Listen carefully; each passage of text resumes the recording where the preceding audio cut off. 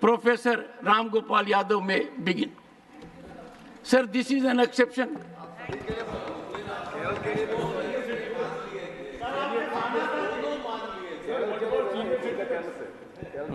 Sir, I think under the Income Tax Act, Mr. Ram Gopal Yadav is a senior citizen.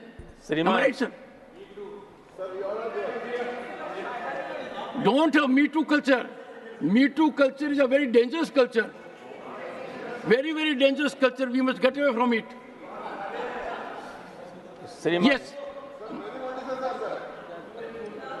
श्रीमान, शिक्षा का उद्देश्य मुख्य रूप से Before that, student I personality call upon the leaders to suggest, advise and counsel me in my chamber at 11:30.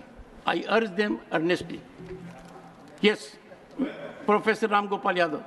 Sir, मैं जो प्रश्न उठाया है, जिस पर मैं बात करने जा रहा हूँ, बहुत ही गंभीर मामला है। शिक्षा का उद्देश्य व्यक्ति के संपूर्ण व्यक्तित्व के विकास से जुड़ा होता है और जो पैटर्न हमारे यहाँ पहले चल रहा था, उसने इस देश को बहुत बड़े शिक्षाविद, एडवोकेट्स, साइंटिस्ट दिए, लेकिन नई शिक्षा पद्धति में और ख़ास तौर से जो कॉम्पिटिटिव एग्जामिनेशंस हैं, उनमें जो सिस्टम चालू किया है, उसने सारी पुरानी व्यवस्था को और जो एक्सप्रेस करने की क्षमता होती है अभ्यर्थी की या स्टूडेंट की, उसको ख़त्म कर दिया है।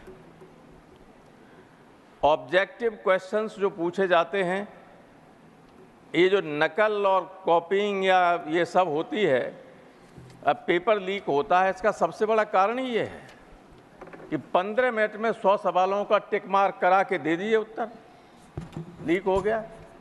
आप जब पढ़ते थे तो कम से कम 200-250 शब्दों में किसी सवाल का जवाब देना होता था, उससे ज़्यादा भी।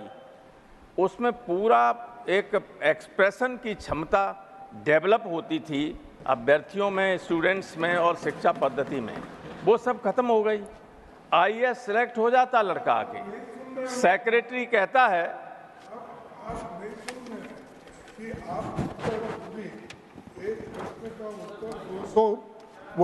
Sir, nothing will go on record, and I listen to everything, and I go through every subject of it. Sorry, sir. Don't cast aspersions on me that way. You are saying I am not listening.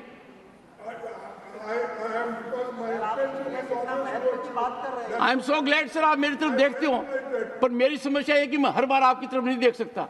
जब आप बोलोगे तब आपकी तरफ देखूंगा, sir. Please cooperate with you. हमारा time तो Professor Ram Gopal Yadav, with his all experience, is raising a very important issue. Please lend your ears to him. हमारा टाइम नए सिरे से शुरू करवा दें प्लीज। तो वो टाइम दिया, सब खत्म कर दिया करें सर।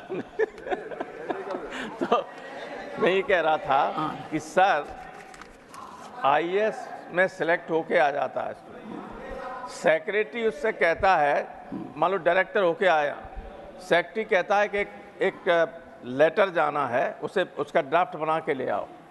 उसमें 20 बार करेक्शन सेक्रेटरी को करना पड़ता है, क्योंकि ऑब्जेक्टिव हो गया सब मामला। कोई इंटरेस्ट नहीं है कि ज़्यादा डिटेल में पढ़ें, किसी को जाएं उसमें।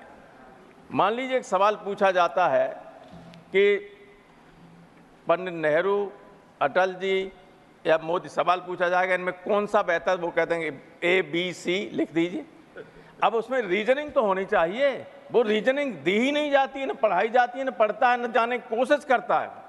इसलिए मेरी सरकार से अनुरोध है आपके माध्यम से कि इस पद्धति को बदलें और पुरानी पद्धति को लाएं, जिसने डॉक्टर राधाकृष्णन, एच.जे. भाभा, प्रोफेसर मेघनाथ शाह जैसे विद्वान, टीचर, साइंटिस्ट दिए इस देश को। अब कोई हो रहा है पैदा? कोई हो रहा है? तो क्यों लांछन लगा रहे पुरानी व्यवस्था पे? उसको लाइए, इसको हटाइए, जिससे कुछ विद्वान फिर देश में पैदा हो सके। धन्यवाद।